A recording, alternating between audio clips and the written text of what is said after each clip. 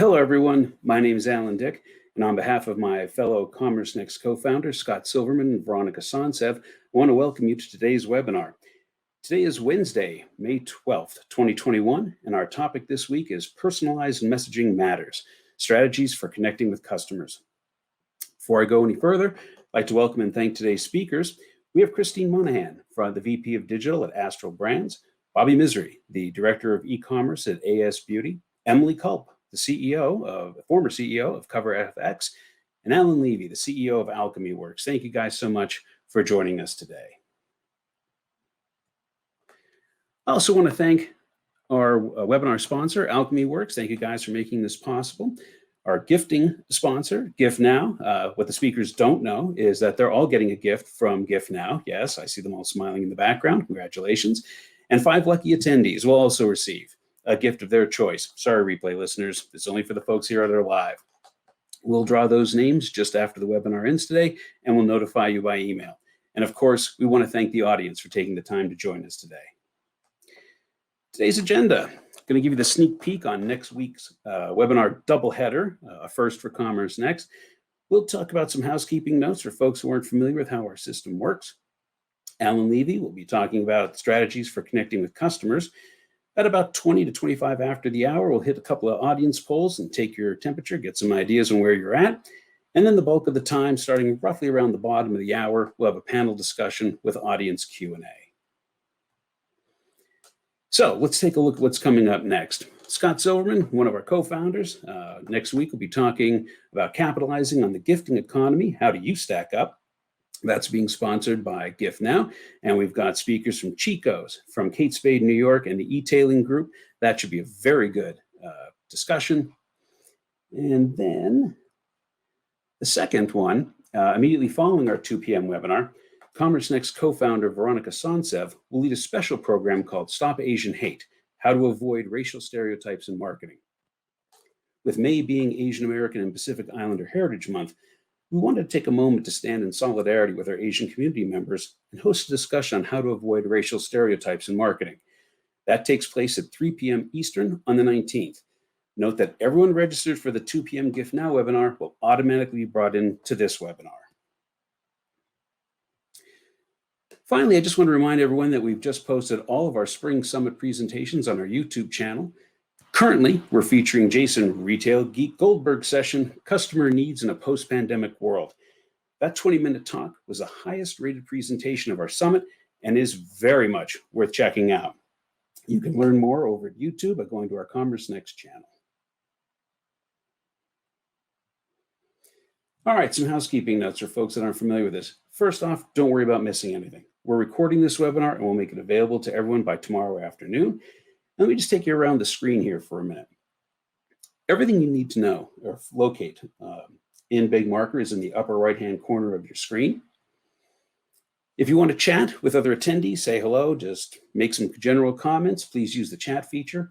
All we ask is that you don't be rude or self-promotional. If you have a question specifically for the speakers, and we strongly recommend that you post those questions early, we ask that you put them in the Q&A field. We do this to help us organize those, as well as allow everyone else in the audience to upvote them. The more upvotes a question gets, the more we know the audience wants to hear it. There's your upvoting feature.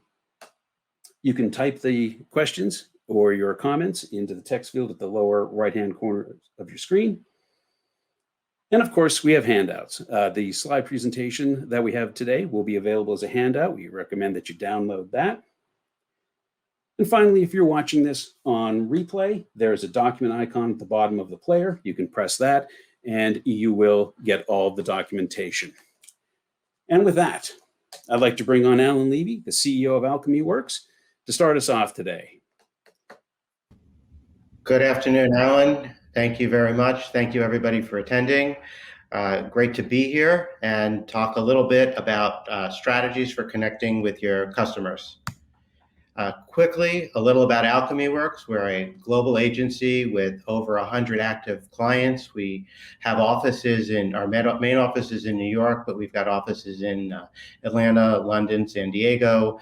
50% of our team is in Manila doing the execution, but our Manila team all works US hours, aligned with our clients' hours. We are focused on messaging, retention marketing messaging for paid social, SMS, and predominantly email. Now, to the heart of the matter, about 5% of a retailer's list goes inactive on any given week. So that means that if your criteria for active is a 120-day opener, somebody's moving from 119 to 120 to 121, or if it's a 1-year opener, somebody's moving from 360 to 361, 362, et cetera. They're falling into inactive, and that is where 60 to 70% of your subscribers, be them buyers or non-buyers that signed up for your list, end up. Automation was supposed to be the answer to personalization. Forget batch and blast. Everybody gets a special personalized message, and that will keep them active. The challenge with automation is that it's complex. And in order to really target a subscriber, you need to know a lot about them. And you do know a lot about somebody who's purchased from you 2, 3, 4 times and is constantly visiting your site. But if they've stopped opening your emails or stopped coming to your site, and it's been 6 months since they've even looked at you, how can you give them a personalized story? It's almost impossible. What's the worth of those people, that 30 to 40, that 60 to 70% of the people who are no longer active? Well, they're worth 2.5 to 7 times more when you just get them to open an email. That's all they have to do, and they go from being worth, for argument's sake, $1 to be worth up to $7. That's the value of somebody who's been reactivated, literally opened an email. It gets even more interesting, right? Why do we want to even reactivate them? Don't we want to keep them in the engaged file? And this is the typical flow. Somebody starts out as a new subscriber, they either make a purchase immediately or they stay in the engaged file for a while, and then they move into that large unengaged file, or and hopefully they'll come back, and the blue line show they'll make a purchase or become engaged. That's the standard process. Well, with audience management, we can help optimize your entire audience, not just your active, but your inactive, and ensure the right person gets the right message at the right time. We help supercharge personalization through expert targeting. We want to increase engagement and loyalty and help increase revenue. And the way you do that is to keep people in your engaged file longer, prevent them from going inactive, and decrease their time in the inactive file. A lot of this is built around test and learn and customer scoring, and it's a cycle. You constantly test and learn, and you constantly customer score.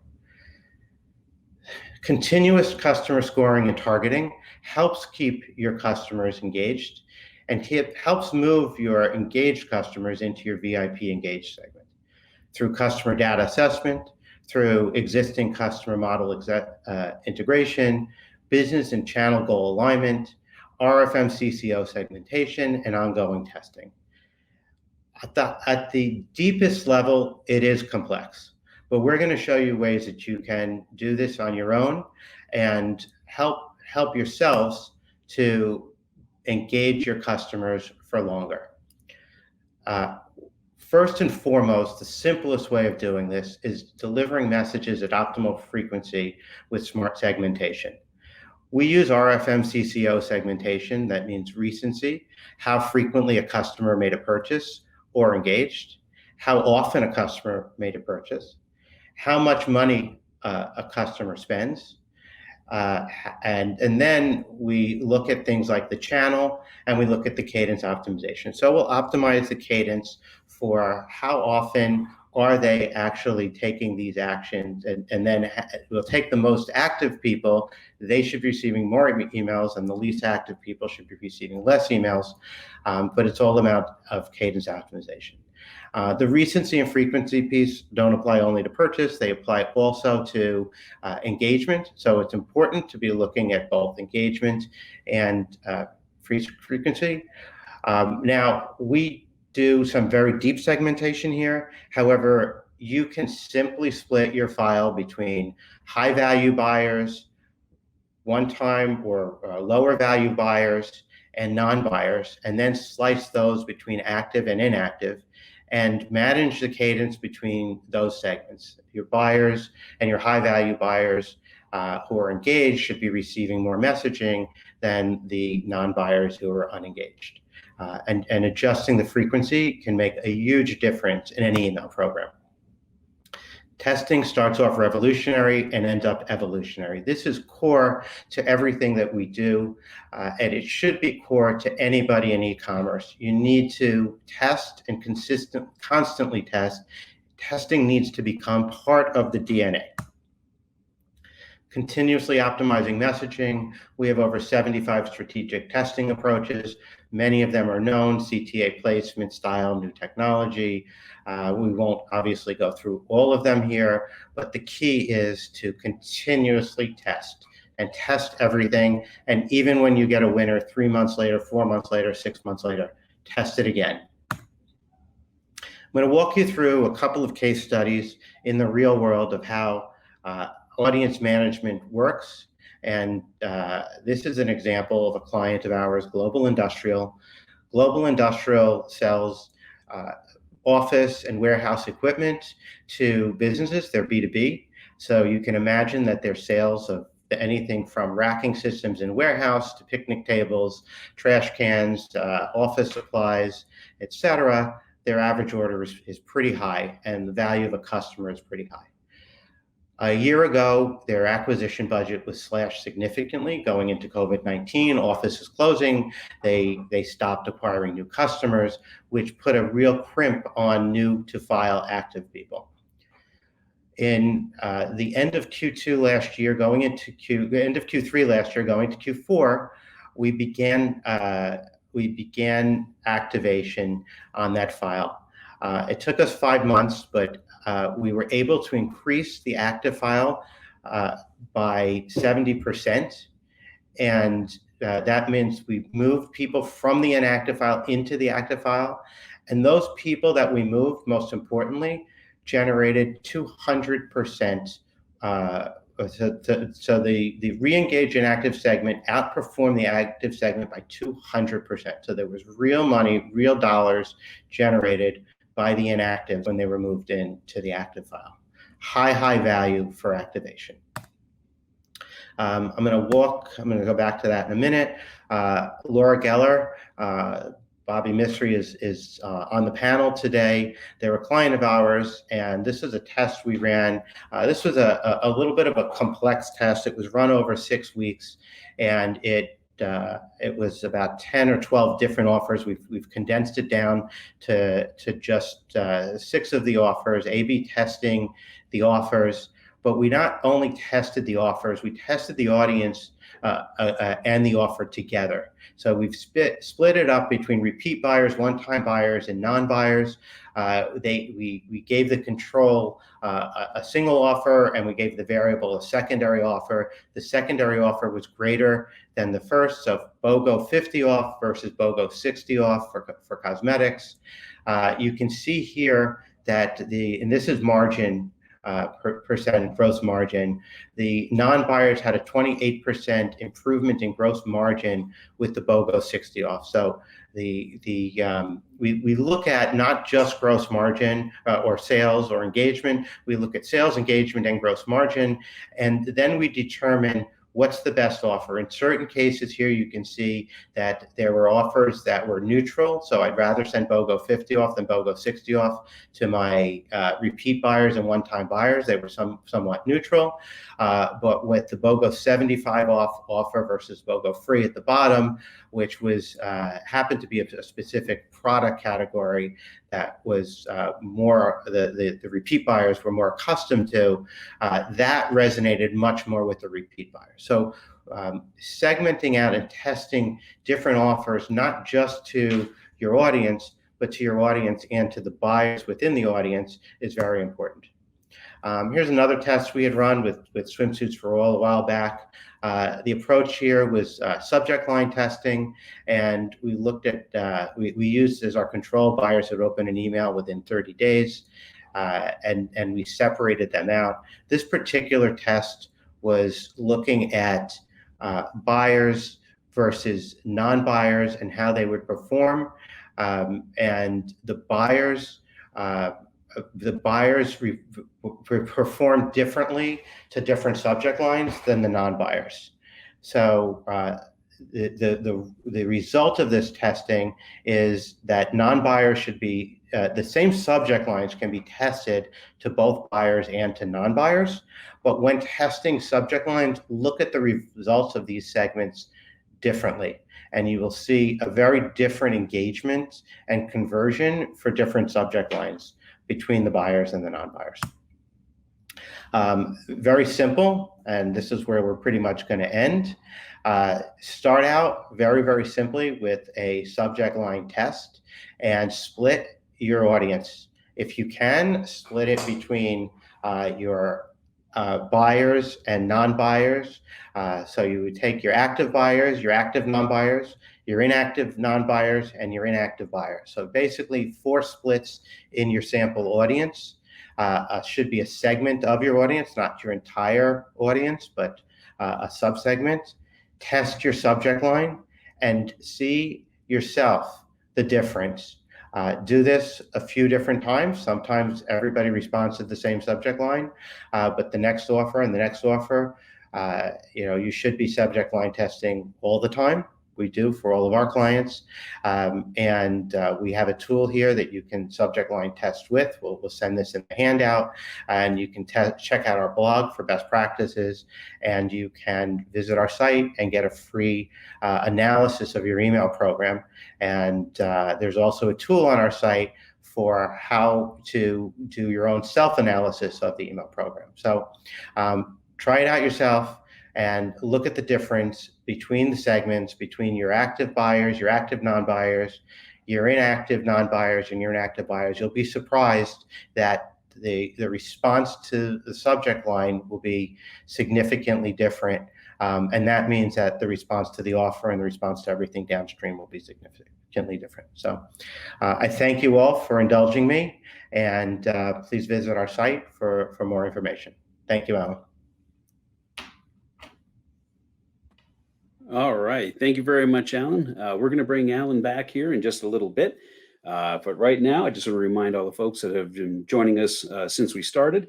You can see the slide deck that Allan just presented up in the upper right-hand corner under handouts. And if you have any questions for our panel, please put them in there now. Now is a good time to get those questions in there. This is one where you can do it early and often, and we strongly recommend it.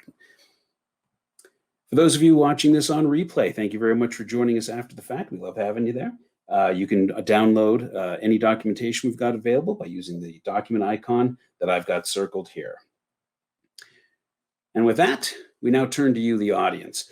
We want to set the stage for the panelists by asking you a couple of questions about where you're at in your email and retention messaging efforts. So with that in mind, we're going to go to the polls. First question. Which best describes how you test email subject lines? And that would be brought into, we don't run subject line tests. We occasionally run subject line tests. We always test multiple subject lines. And then we test multiple subject lines across multiple audience segments. A solid 2/3 to 3/4 are saying we occasionally run the subject line tests. It's kind of, we don't run any is about 12%, and we always test multiple subject lines is 16%, and very few, only 4%, tested across multiple subject line or test multiple subject lines across multiple audience segments. So definitely, it's the occasional subject line test. All right, very good. Let's close out that poll, and we'll move on to our second question. Second question: how comprehensive is your reactivation program? We don't message or engage inactives. Second choice is we message, engage inactives occasionally. Third is we send automated messages to inactives. And the fourth is regularly message and engage in actives with automated messaging. The difference between 3 and 4 would be 3 is kind of more one-off-ish, 4 is more systematic. We're just trying to gauge a level of sophistication on this. So let's see how we are answering this. Yeah, it's about 1/3 of you send automated messages to inactives. 1/3 chose option 2. We message, engage, inactives occasionally. I'm surprised 14% are not messaging or engaging inactive folks. And on the other end of that, about 18% are regularly messaging and engaging inactives with automated messaging. All right, very interesting. It's kind of some middle ground there. All right, let's close that poll. Every week, we like to put on a poll question that focuses on the upcoming webinar. And as I mentioned at the top of the hour, our next webinar on the 19th is going to be capitalizing on the gifting economy. How do you stack up? Scott Silverman will be leading that one. And we always like to ask a question to kind of prime our panelists. The question on this one is, how would you score your e-commerce site's ability to make gifting easy? Is it well above average, average, below average, well below average? Again, the issue at hand, how would you score your e-commerce site's ability to make gifting easy?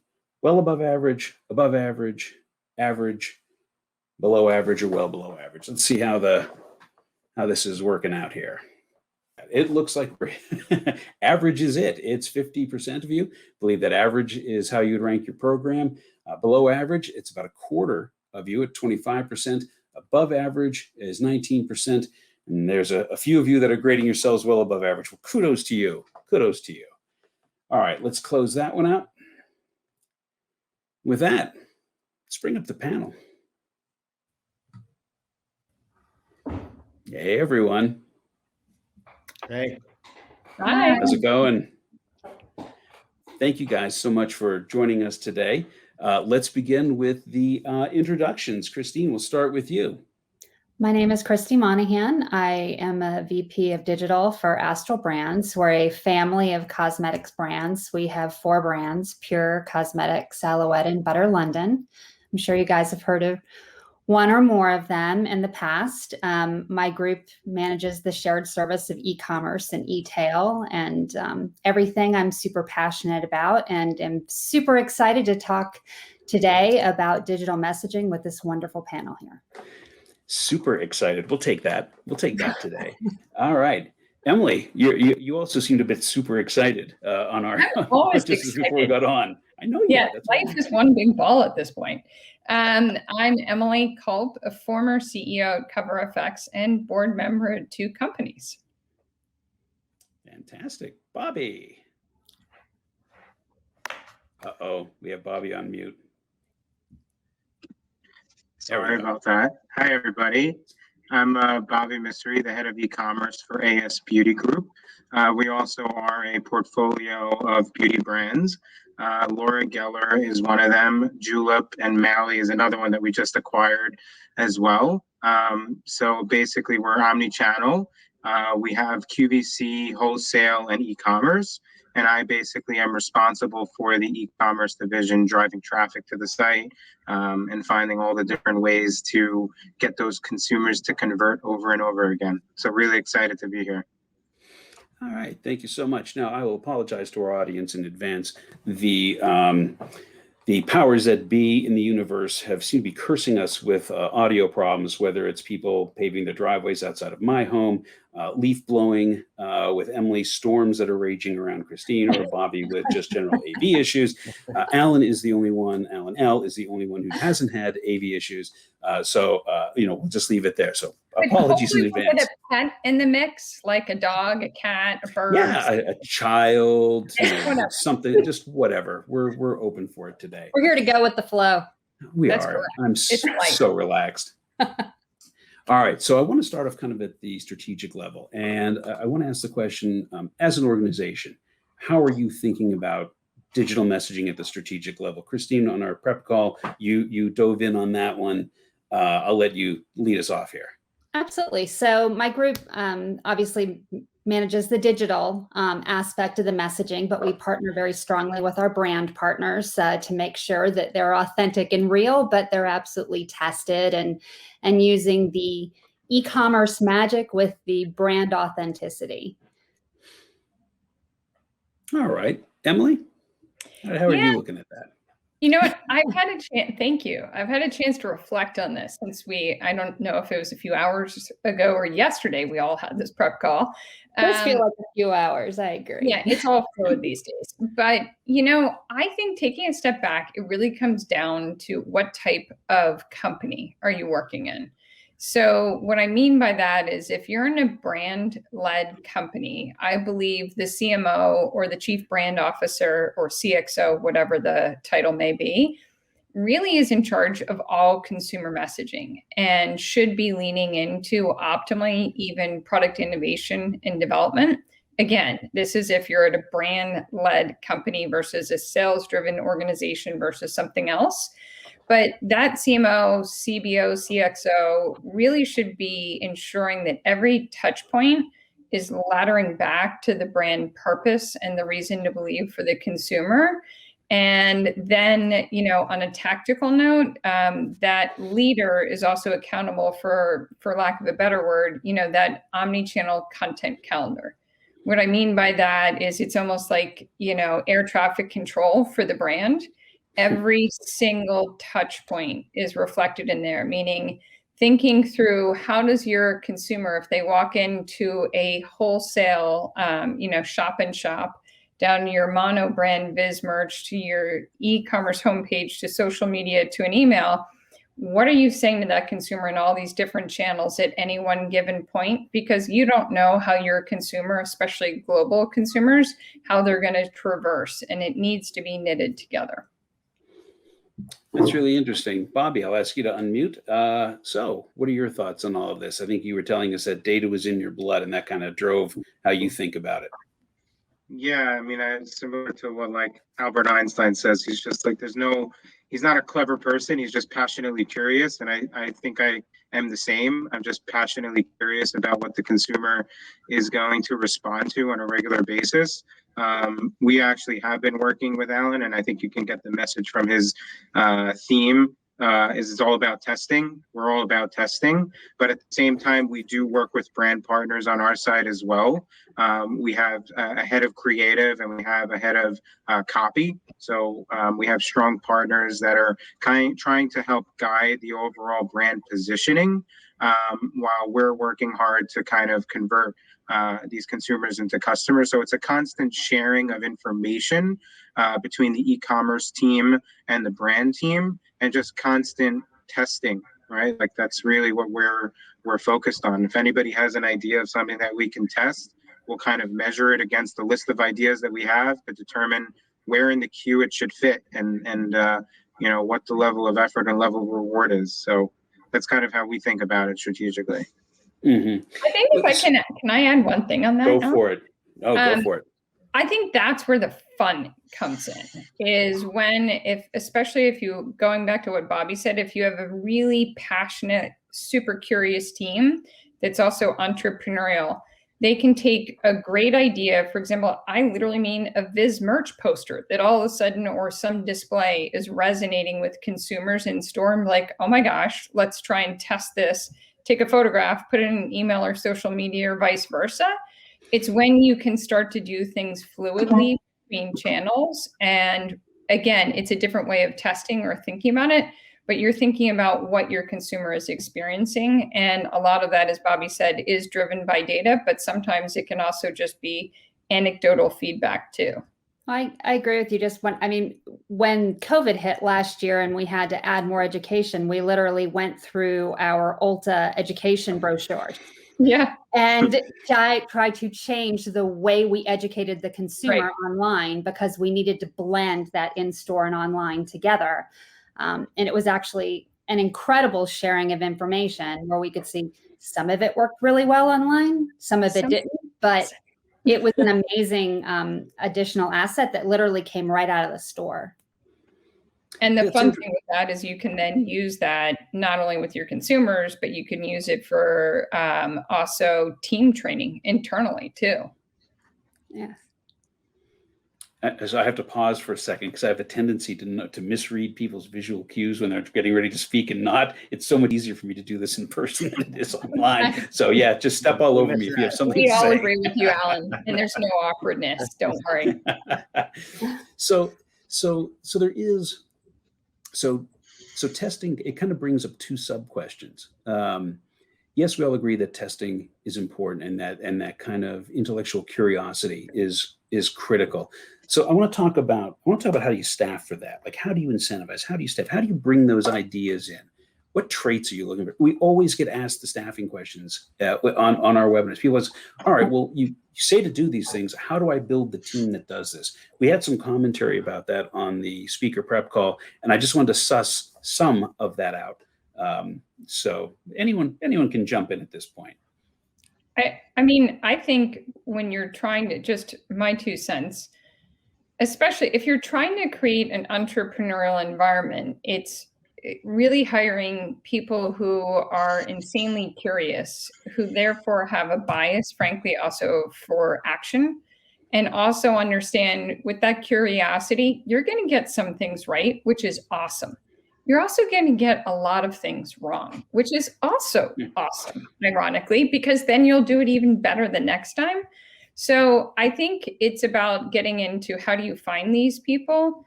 One of my favorite things is actually asking people a real life business challenge in an interview process that I'm literally possibly struggling with, saying, you know, we're about to go in this marketplace. This is what the data is saying, but this is anecdotally what, you know, we're hearing in wholesale or ratings and reviews or something. What would you do?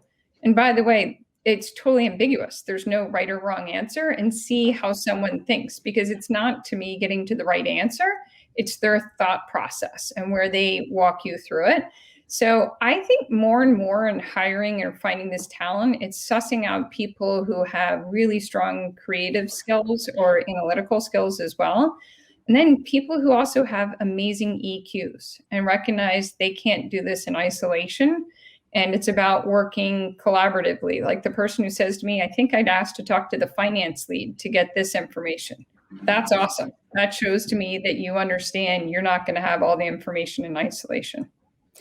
You know, I hear you. And I think for like someone that's perhaps leading the program, you know, the analytical skills and the ability to really read through and understand when you're at confidence and when you're not. But the other thing that I've found in working in small to medium-sized companies is really just expanding, not necessarily hiring, but you expand the people that are within your testing team. So creative resources aren't just following a spec. You know, you don't have to just follow a spec. You can test 2 or 3 creatives and you can share the feedback with them and allow them to have a voice, and to make sure that you're providing a voice to all of these team members, especially when you have smaller teams, and you will get so much further, so much faster than in my old corporate world of there is a testing team and there's, you know, the people that do it over there, and then you just rack and stack everything.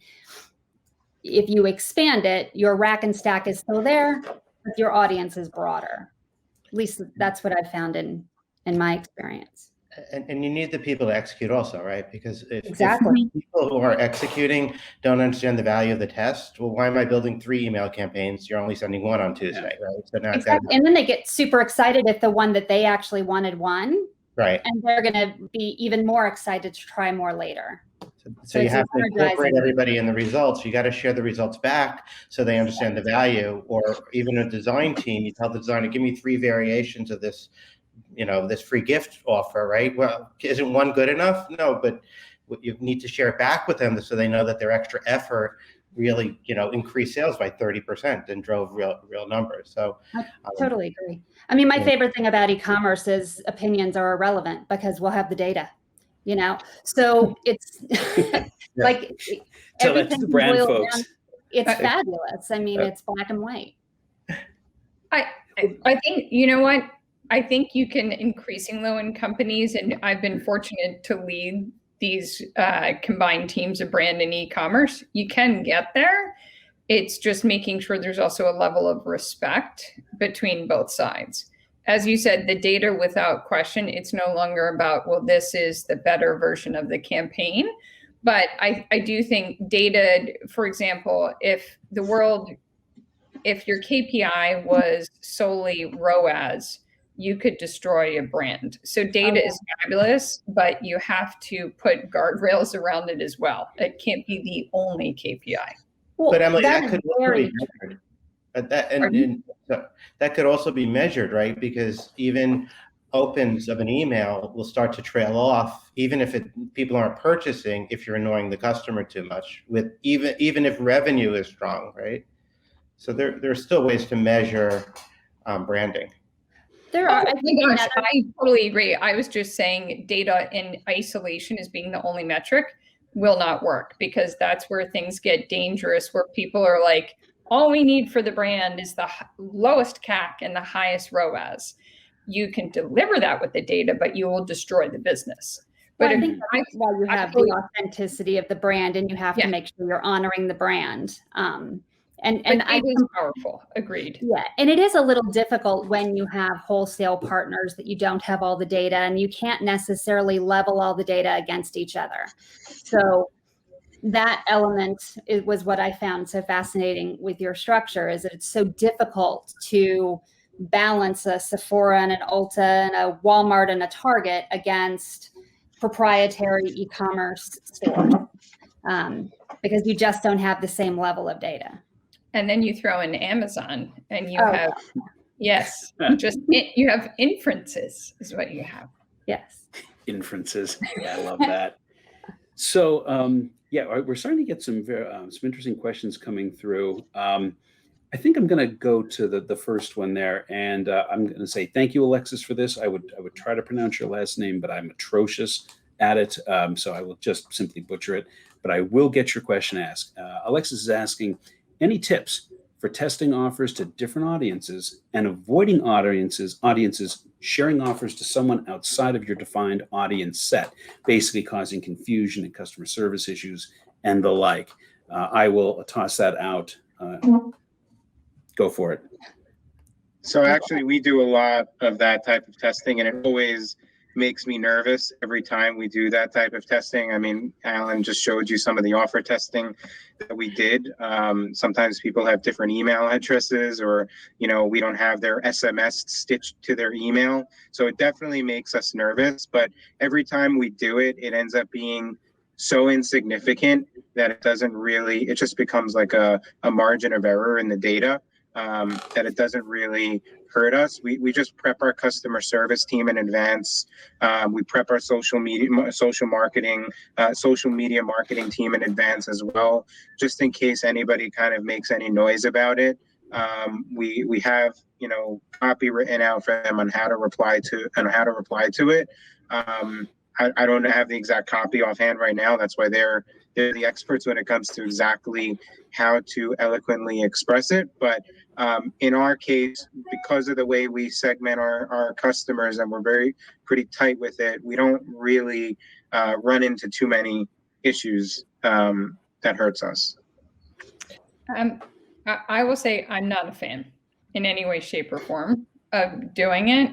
And in an omni-channel business. And why I say that is going back to, if you have large wholesale partners, I think one of the best way to run relationships is transparency.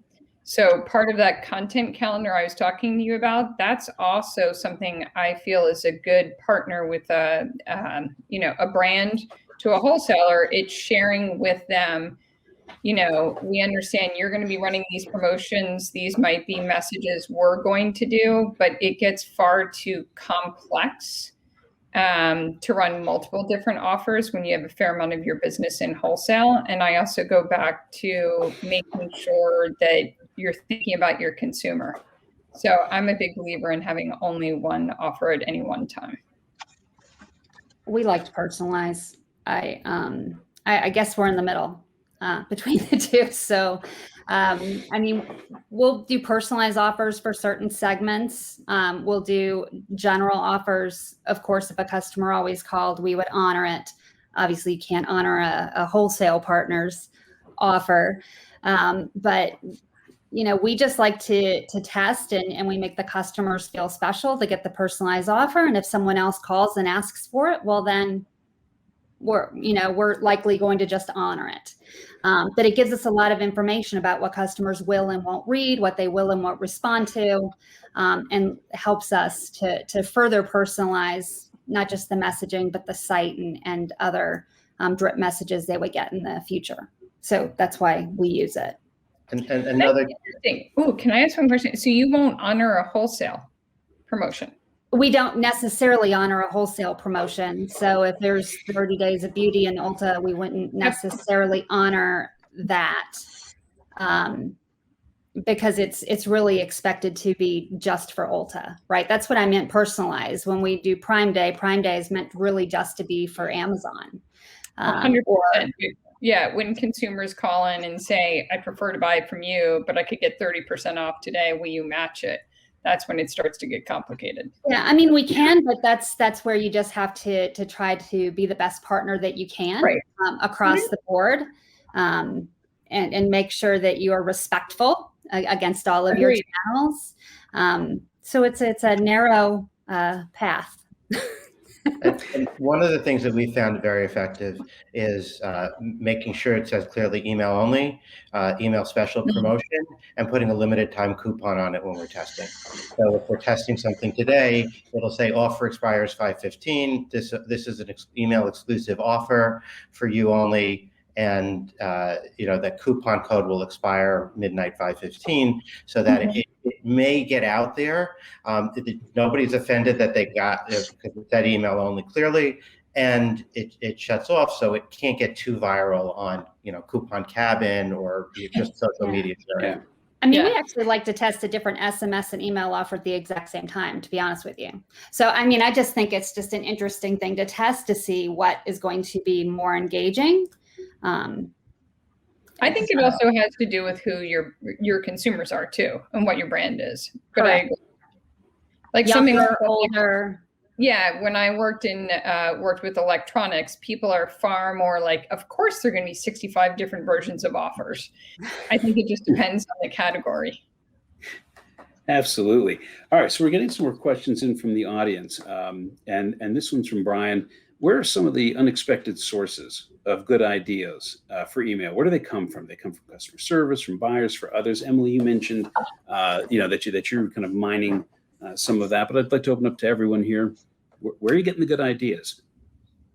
A lot of it is our our education folks, or people. So whether it's our customer service folks or pre-COVID people our sales staff working in store, where we get anecdotally 6 people ask me how to mix this product and that product, and we're like, why don't we try and create a quick video or a quick email on that, and then you see how it does, and then maybe you blow out a content series or what have you. But I think ideas can come from anywhere, but look at your own folks, especially the people closest to your consumer.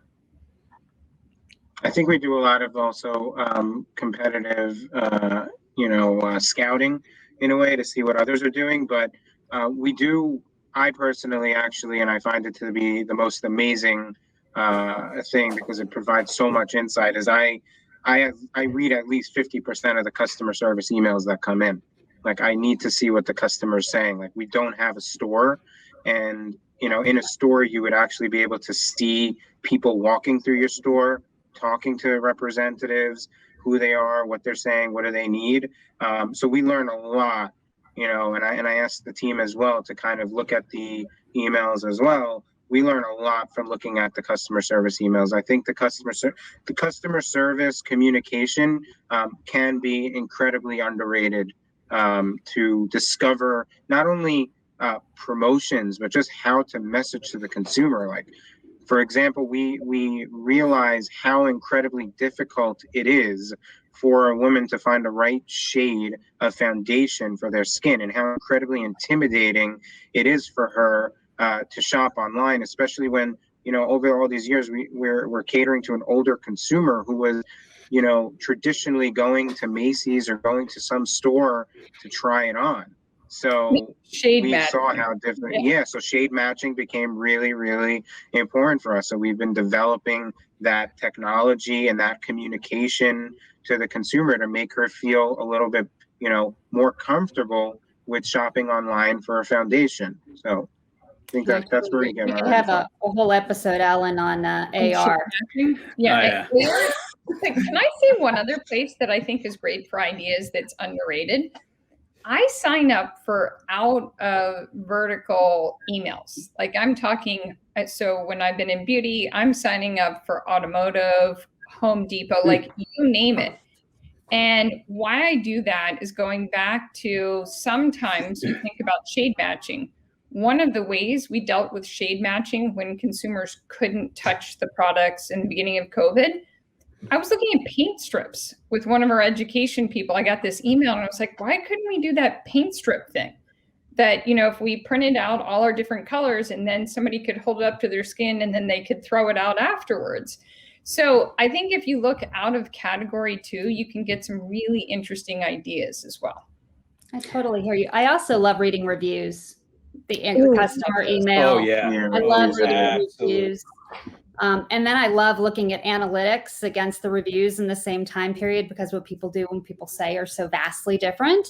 And it's just really helpful to come up with that voice of the customer, along with whomever else internally or externally we get it from. Right. Actually, my personal favorite are reviews that are not happy. Those are the best. Those are awesome. Oh, unhappy reviews are the best. They are. They're like gifts. They're absolute gifts. They send you so much information. Back in the dark ages, when I was working as a retailer at Vintage Tub and Bath selling plumbing, I was asking my staff, I said, well, do you think there's anyone's gifting any of this? And no one gives plumbing. And I of course they don't, right? Who would think of it? And then I went into the reviews and I just typed in the word gift, and people were gifting this stuff. I mean, I never knew a child toilet seat was the perfect gift. A curved shower rod, amazing. It depends who the person is, but yes, it could be magical. We put together a gift page on that, and it blew inventory out of there. So yeah, there's all kinds of great ways to get ideas. Where another great place to get ideas is? You'll love this segue. In our chat functionality. So let's take a look at this. Oh, wow. Look at him go. David Dennison, he says, subscribe to your own email list. You can never be too sure how it will look on mobile, etc. Sizes and proportions can always get messed up. I've also unsubscribed from about 4 different lists this week because they sent the same email 4 times back to back. I'm not an email pro, he says, but I've seen these mistakes. Yep. Bad practice. Yep. And now Alexis his recommendation was super simplify, and focus on the mobile experience. Never try to cram more than 2 or 3 messages in a single email. Amen.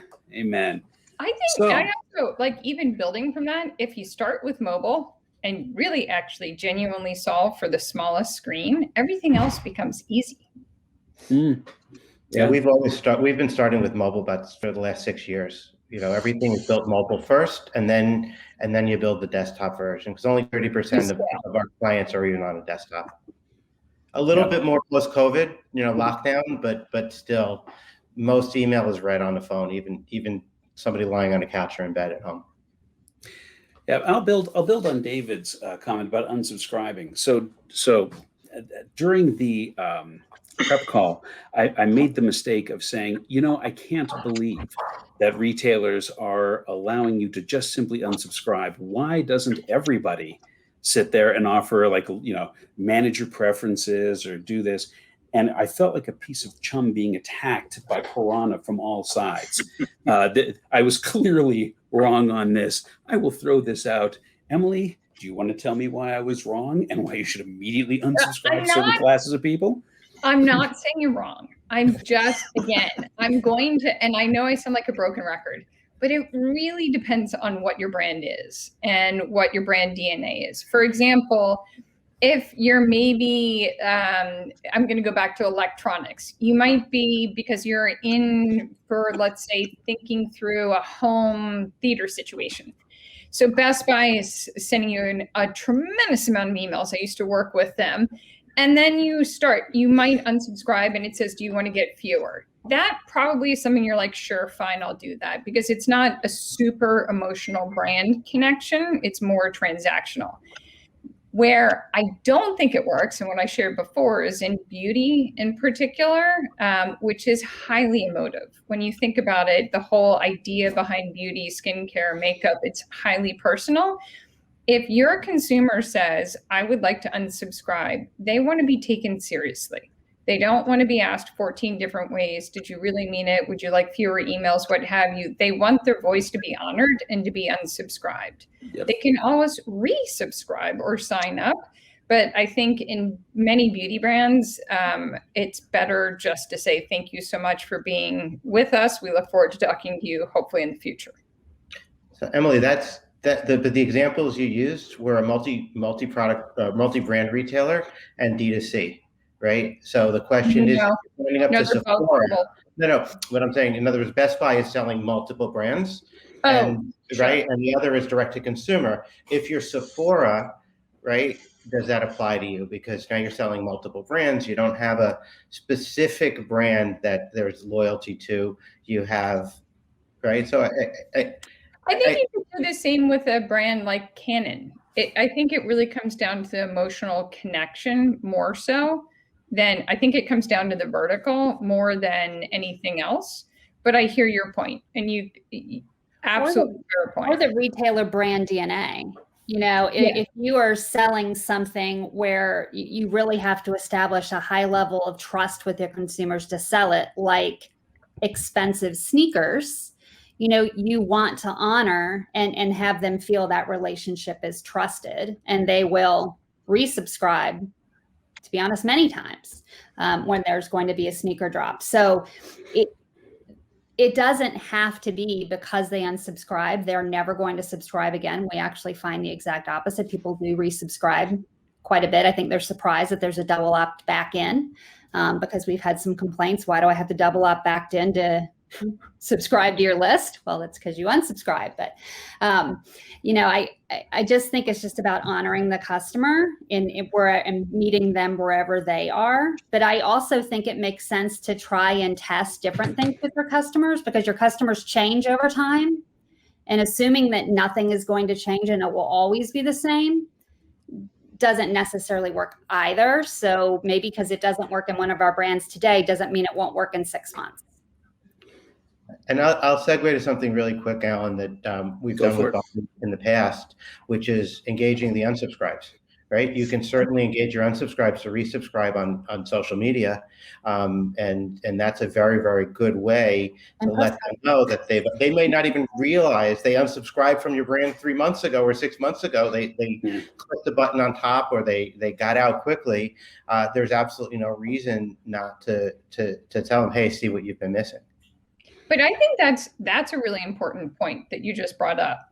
I think that the nuance on sometimes consumers don't realize, and the haste on doing something they've unsubscribed, and then with the mayhem of everything going on in the universe, you may not remember with your 400 emails that day that you're not getting your favorite brand email. How do you sort of bring them back in the fold? And I think social is a smart way to do it. I agree with you. Cool. Has anyone else tried postcards? I have. Like a physical mail? Yes, I DM, direct mail. Yep. You guys like that? It worked. We've tried them. We like them. Exceptionally well. Okay. But this was footwear. Okay. I've heard good things about that too, especially on higher price point items. Inexpensive, not a cardstock wedding-like invitation. We're talking just a little postcard. Yeah, just little, you know, nice. How you doing? We miss you. We miss love you. Come back. Yep. And either bounce them if you have wholesale, monobrand stores, or D2C, bounce them back somewhere. Yeah, I just find what's old is always new again. There's one more opportunity. You know, you can add to the bottom of a transactional message. So if it's a buyer who's unsubscribed and you're sending them a confirmation email, you can dynamically add a resubscribe button at the bottom of that purchase email. So thank you for your purchase. Here's your receipt. By the way, you're not on our mailing list because those are high value. And it's small numbers, but we found it to be very high value also. Makes total sense. Yeah, and the That's good. lifetime value piece. We're getting close to the top of the hour, but I definitely want to get a couple more of the audience questions in. This is from, I hope I'm pronouncing this right, Leora Fishman. What is the one test you've run that's whose result you found the most surprising, and how did you implement those learnings? There's a lot of upvotes on that one. Folks are very interested in that. What's the one test you've run whose result you found the most surprising, and how did you implement it? Allan, I see you chomping at the bit there. Yeah, so we had a brand that we were working with where they were moving from being highly promotional at 40 off, an apparel brand. They wanted to move from being highly promotional at 40 off to all their promotions being 25 off. Now, in that place that they're fighting for customers with the Gap and J. Crew and everybody else who traditionally goes 40 off. And we ran the test of it was 30, 40, and 45 off. And we found that the gross margin percentage was actually higher at 40 off than it was at 30 off. And when we unpacked it a little bit, it turned out that at 30 off, more of the customers were actually buying clearance because the discount wasn't deep enough. So their gross margin percent, not just gross margin dollars, they got more sales at 40 off, which is a no-brainer, but they made more money and more gross profit as a percentage of the sales when they went 40 off than 30 off. So it was, it just led us to always test, but always look at all of the results. Don't just do a test and look at the results for sales. Look at your gross margin dollars and gross margin percentage and see how that plays back into your plan. Any other thoughts on this? Going once, twice. Go for it. No, you got it in. You got it in. So, I mean, something that we tested recently, which was kind of like against the status quo in e-commerce, right? Which is like most e-commerce brands, especially in beauty, if you check now, will show just a straight product shot against a white background, maybe a little bit more of an interesting colored background, right? So they'll just show compact as the foundation, the blush. And at the end of the day, the consumer is buying a payoff when it comes to beauty. They're not necessarily buying, a collectible item that they're going to be holding in their makeup drawer.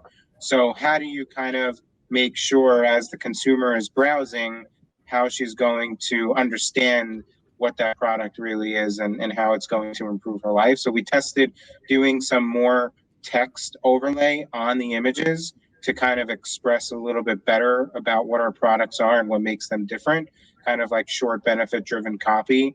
And we actually saw really, really great results in terms of testing it versus just straight shots. And we were very surprised because it's very different, right? It's very different than the usual. And we're kind of thinking a little bit more about how to do that. Again, trying to make sure that we are following our brand best practices so it doesn't look like a bunch of clutter on the page. So we're trying to figure out a clean way of doing it because the results did suggest that she's looking for a little bit more information to convince her to click in and buy. I'm going to try and squeeze in one quick test. It was beauty.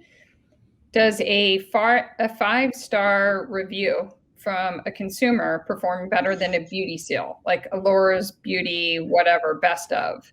And for us, we all had a hypothesis. It was the review from a consumer over like an accolade from a big name brand.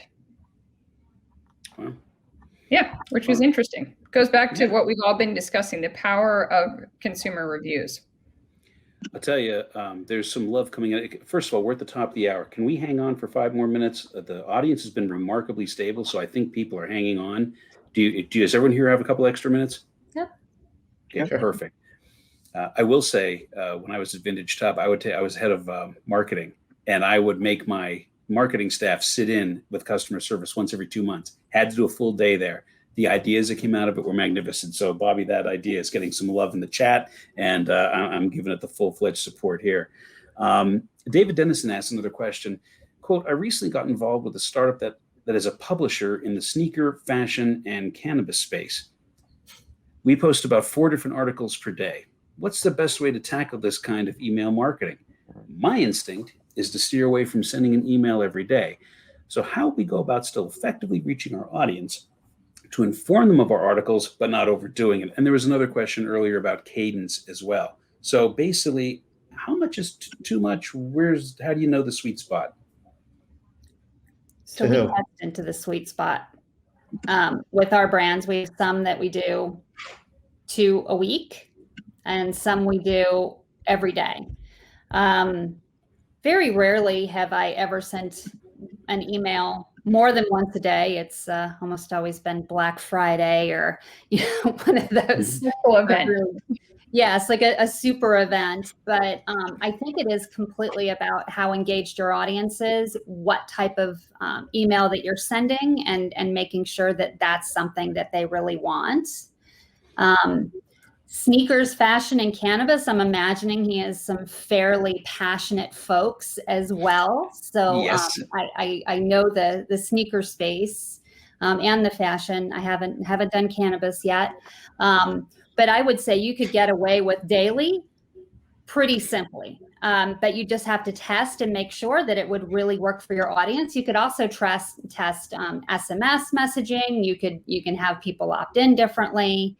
You could also have people come into different spaces, but that's such a depending on the passion in your brand, you can have so much fun with your audience. Your audience will love the engagement. Also, social media is another easy way to do that without just doing it in text or email, and kind of blending the two together.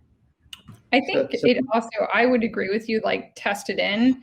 And I'm sure you've thought of this, but make sure I would do the crawl before you start sprinting, meaning maybe your audience would like it 7 days a week, but start with 4, because once you start doing it, you need to have the content, like constant content.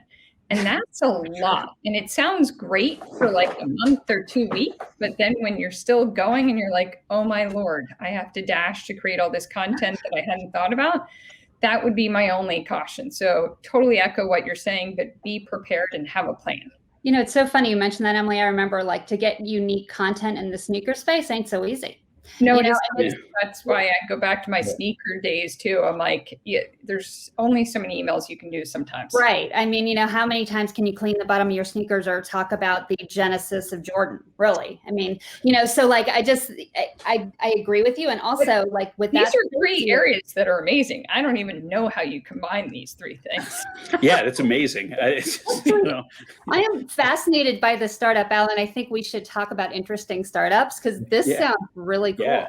I mean, it could have just gotten 1 degree weird. You get like a Zeppelin gummy repair with or something. T-shirt and a pair of sneakers. I don't know. Yeah, it's awesome. All right, Well, last question. He's got fashion and cannabis in there, right? So the only thing is brownies, but we'll there are stories. But one key factor is, and we do a lot of cadence testing. Bobby knows every 6 months we're doing cadence testing, but it's cadence/audience testing, right? So not everything goes for everybody. You need to look at your audiences. There could be hyper engaged audiences that you can mail 6 times a week, 7 times, I don't know, maybe even 9 times a week because they're just waiting for some piece of information. And then there could be parts of your audience which are that you should be mailing only 3 times a week or twice a week, or maybe even 6 times a month, right? That there's just a limit. So you need to do that cadence testing, but you need to slice your audience up before you do the cadence testing. It's not one size fits all in any shape or form. Well, ladies and gentlemen, our work here, I think, is done. We are at 5 after the hour. I want to really thank all 4 of you. Christine, Emily, Bobby, Allan, spelled correctly. I really appreciate you guys coming on board and talking to us today and spending the extra couple of minutes with us. Very much appreciated. Thank you so much. Thank you. All right.